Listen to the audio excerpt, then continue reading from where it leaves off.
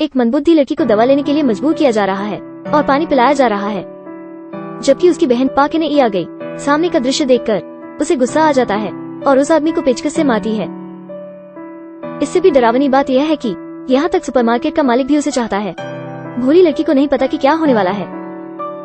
आदमी लड़की के करीब आता रहता है और उसे गले लगाने के लिए मजबूर करता है। उस भोली लड़की के साथ ऐसा दुर्व्यवहार किया जाता है, लेकिन एक सेकंड बाद में वो वास्तव में जानता है कि किसी गलत व्यक्ति को क्रोधित करना कैसा होता है। वो लोहे के बड़े हथौड़े को खींचती है, फिर अपनी कमर को आकर्षक ढंग से मोड़ती है और धीरे धीरे उस आदमी की ओर चलती है। वो हथौड़ा उठाती है और बेरहमी से उसे पटक देती है। एक कड़वी चीख सुनाई देती है।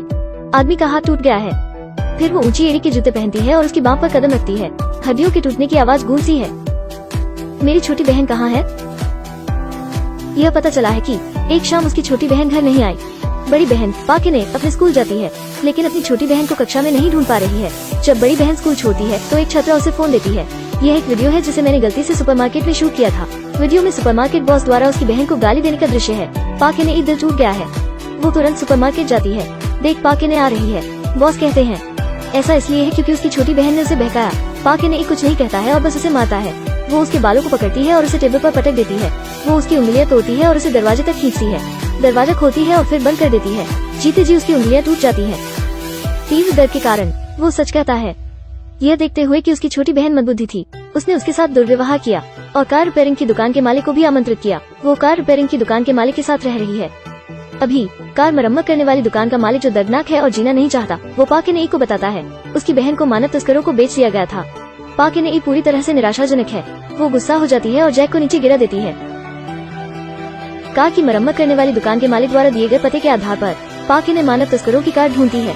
घंटे के बाद आदमी अंत में प्रकट होता है। वो तुरंत पीछा करती है, फिर वो तस्कर की कार से टकरा जाती है। एक बार वो कार से बाहर निकलने वाला है।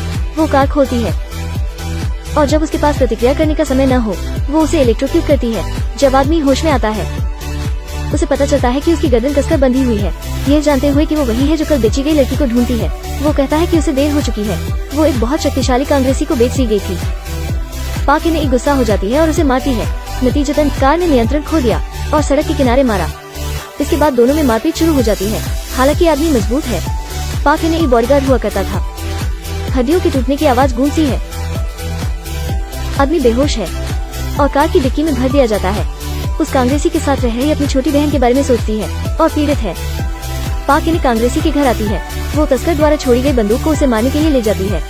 उस कांग्रेसी को ढूंढते हुए उसे गार्ड द्वारा खोजा गया है। वो तुरंत उस गार्ड को संभालती है।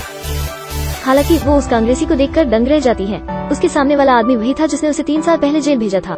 3 साल पहले उसकी छोटी बहन को होटल में जबरन दवा पिलाई गई। जब वो आदमी उसकी छोटी बहन के साथ गलत कर रहा था, बड़ी बहन को एहसास हुआ और वो तुरंत होटल आ गई। उसने अपने हाथ में पकड़े हुए पेचकस को लिया और उस आदमी को चाकू मार दिया। आदमी वापस लड़ना चाहता था, लेकिन वो पाके के दुश्मन बिल्कुल भी नहीं थे। पेचकस ने उसकी आंख में छेद कर दिया, लेकिन वो एक कांग्रेसी है बड़े नाम के साथ। पाके ने को आखिरकार जेल भेज दिया गया। वो अभी 1 महीने के लिए जेल से छूटी है। वो कांग्रेसी के गले में बंदूक तानती है और उससे अपनी छोटी बहन का पता लगाने के बारे में पूछती है। कौन जानता है कि उसे जानबूझकर बदलाया गया है। पाके ने के नियंत्रण से बचने के लिए कांग्रेसी का गार्ड दौड़ता है और पाके ने को बांध देता है। सबकी मदद से वो कांग्रेसी जल्दी से भाग जाता है। पहरेदारों को संभालने के बाद पाके ने ड्राइव करती है और पीछे करती है। हाईवे पर पाके ने गैस वाल्व पर मारती है। कांग्रेसी की कार में दुर्घटनाग्रस्त हो जाती है और उसके कंधे पर गोली मार दी, लेकिन अंत में पाके ने की कार अभी भी सड़क के किनारे कांग्रेसी की कार से टकराती है। अब वो अपने सभी आदमियों को इकट्ठा करता है। वो पाके ने को मारना चाहता है। शाम होते ही सभी अपनी अपनी कार्रवाई के लिए तैयार हो जाते हैं। पाके ने भी उसे ढूंढने में सफल हो जाती है। वो उसकी ओर गाड़ी चलाते हुए गैस वाल्व को मार देती है, लेकिन भले ही पाके ने अधिक शक्तिशाली हो, वो इतने सारे लोगों के खिलाफ नहीं लड़ सकती। इसके तुरंत बाद उसे जमीन पर पटक दिया जाता है। अपनी छोटी बहन को उस घर में गिरफ्त में देखकर और मदद के लिए उसकी पुकार सुनकर पाके ने फिर से अपनी अनंत शक्ति को वापस पाती है। चाकू चुराने के बाद उसके पास लड़ने की शक्ति अधिक होती है। इसके बाद वो सिर्फ एक हिट के साथ एक व्यक्ति को मार देती है। सब संभालने के बाद वो घर में घुस जाती है, लेकिन वो फिर से कांग्रेसी द्वारा घात लगाकर बैठी है। पाके ने दर्द को वापस पकड़ने की कोशिश करती है। दूसरे के चाकू को गिरा देती है और उसे तब तक मारती है जब तक वो जमीन पर गिर न जाए। इस समय सारा गुस्सा उसकी मुट्ठी में समा जाता है।